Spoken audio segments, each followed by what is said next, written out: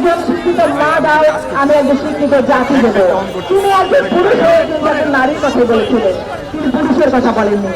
কারণ তিনি জানতেন যে একটা সন্তানের জন্মদান থেকে শুরু করে বেড়ে ওঠা, তার লেখাপড়া, তার ব্যক্তিত্ব প্রকাশ, প্রত্যেকটা ক্ষেত্রে মায়ের ভূমিকা অর্থাৎ নারীর ভূমিকা অগ্রযোগ্য। আমি একজন নারী, আমি কন্যা, আমি জায়া, আমি জননী, আমি গর্ববোধ করি যে আমি একজন নারী।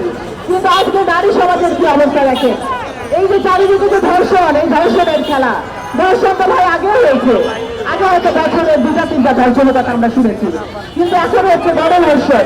গণধর্ষণের মাত্র শুরু করেছে স্বৈরাচারী শেখ হাসিনা সরকার। এই সরকারের সময় যে গণধর্ষণ শুরু হয়েছে, যারা গণধর্ষণ করতো তাদের পুরস্কৃত করা হতো, অথচ তাদের কিন্তু তখন পুরস্কৃত না করে ফাঁসির কাস্টে ঝুলিয়ে রাখা হতো, তাহলে কিন্তু আজকে ধর্ষণের পর্যায়ে যেত না। এই অবৈধ শেখ হাসিনার শাসনা বলে একজন 80 বছরের বৃদ্ধা থেকে শুরু করে একদম 3-4 বছরের শিশু পর্যন্ত ধর্ষণের শিকার হয়েছে, যেটা অতীতে কখনো ছিল না। এটা হয়েছে আর নারীকে বৈষম্যের শিকার তার প্রত্যক্ষ প্রমাণ আমাদের দেশ নেত্রী বেগম খালেদা জিয়া।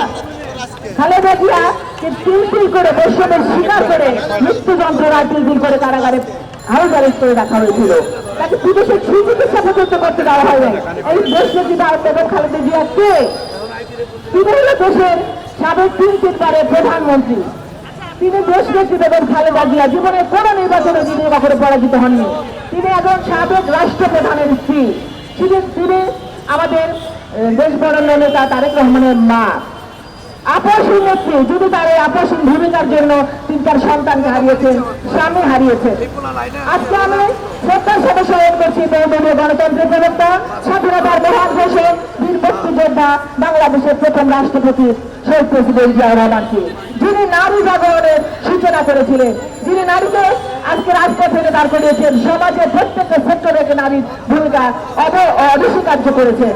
আজকে সাবমেরিন থেকে শুরু করে আকাশ বলেন, পাতাল বলেন, প্রত্যেকটা জায়গায় নারীর ভূমিকা রয়েছে। আর এই নারীকে প্রতিষ্ঠিত করেছে আমাদের শহীদ প্রেসিডেন্ট জিয়াউর রহমান।